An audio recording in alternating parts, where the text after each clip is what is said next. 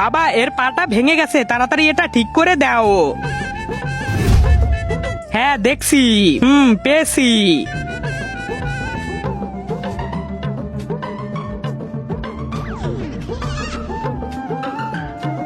এই নে, এটা খেয়ে নে। গোবর, হ্যাঁ গোবর। আমার জোরবটিগুলো গরু খেয়ে ফেলেছিল, এখন সেই জোরবটিগুলো ওদের গোবরের মধ্যে আছে। আমি এটা খাবো না। আরে খেয়ে ফেল, পুরোটা খেয়ে নে। চল এখন দাঁড়া।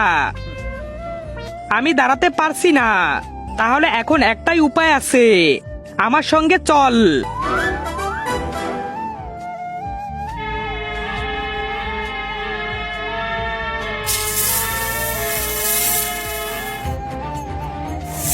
তার আগে আজকে দেখবো তুমি এই মন্দিরের ঘরটিকে ভালোবাসো নাকি আল্লাহর এই ঘরটিকে।